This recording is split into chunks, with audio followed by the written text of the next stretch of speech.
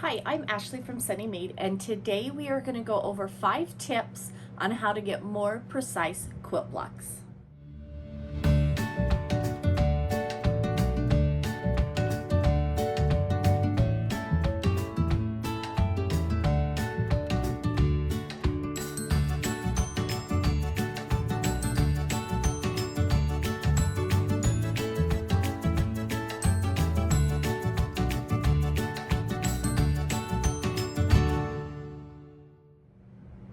Welcome back. We are on month 6, week 3. It's tip week of our beginner skill builder sampler quilt. If you're here for the quilt along, welcome back. Glad you're here.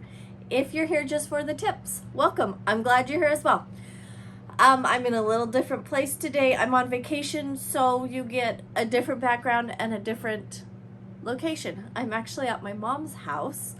And I brought the kids here to have some fun time at grandma's house during the summer. So let's get started with the tips. We're gonna make this short and sweet, super easy. Okay, I feel like there's 5 steps when we are quilting and sewing our quilt blocks together, and so I'm gonna give you a tip for each step and put them together, and we will have a more precise quilt block. So step 1, cutting.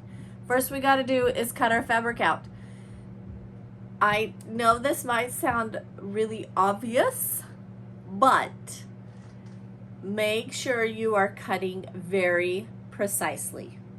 Okay, if it says 2.5 inches square, let's say we're cutting out a 2.5 inch square, make sure you're lining up your square or your ruler, whatever you're using, and you're very carefully lining up the lines on your ruler, making sure it doesn't move as you're cutting your fabric out, and lining up again to make sure it's your perfect 2.5 inch. Okay, the old saying, measure twice, cut once, goes really well with quilting. Okay.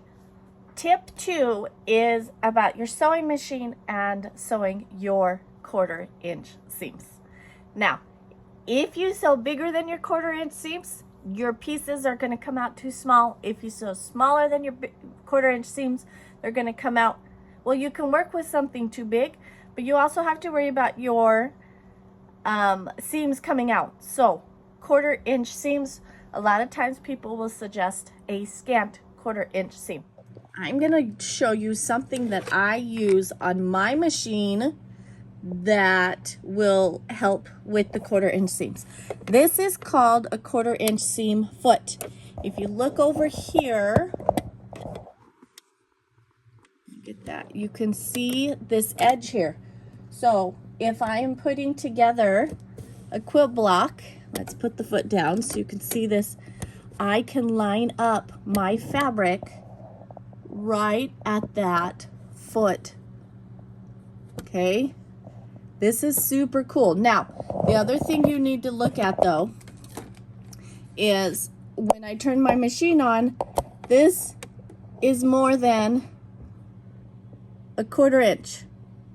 Let's see, line it up. See, we're almost at 3/8 of an inch. So I will have to adjust my needle until it gives me a 1/4 inch.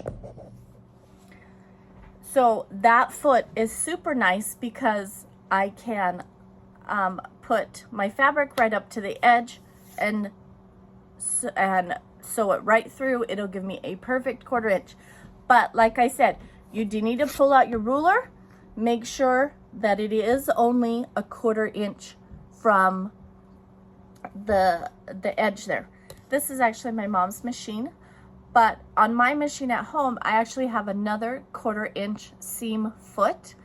And what it allows me to do is to do things like my 1/4 square triangles or my 1/2 square triangles where I'm sewing along a line. So imagine that this is your quilt block and this is your line. And you line up the foot so it's completely flat. There's no edge on it like on this one.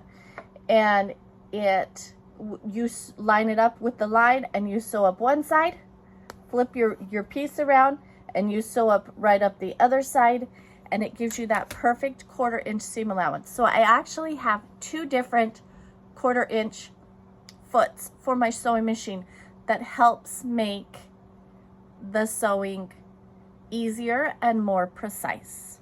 I will make sure and put links to the 2 different feet that I use that that'll head you over to Amazon in case you want to look at what I'm talking about so you can understand what I'm talking about. You're welcome to buy them from Amazon, from your local quilt store, Joann's. I think how I actually bought them is I have a set that has 30 different feet in it, and it came with both of them. So it had all different kinds of feet, but you don't have to buy them that way. You can buy them individually. Tip 3.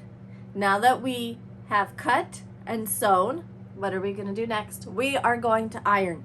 Iron, iron, iron. I am a big advocate of ironing after every time you sew. It makes things nice and flat. It helps you line up your seams, and it makes them look so much better, and it's easier to put your quilt blocks together. So every time you do a seam, iron it open. I do have a whole video on just ironing. Go check that out if you want more tips on just ironing. But iron, iron, iron. Okay? Did I say that enough? Okay. Tip 4, trimming.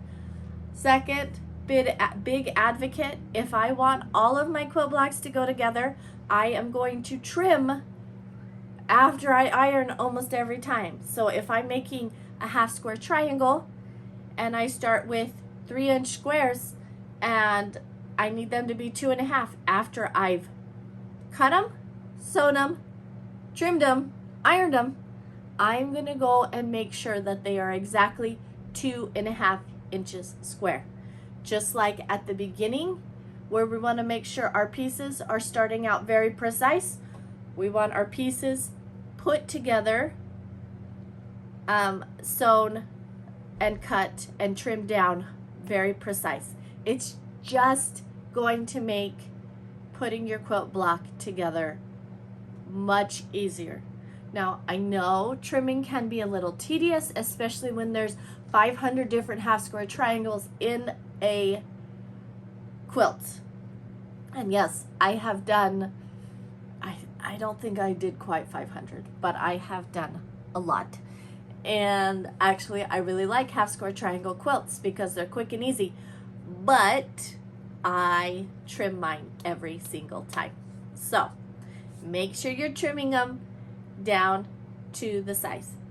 A lot of quilt patterns, this is just a side note, a lot of quilt patterns don't tell you what size to trim them down to.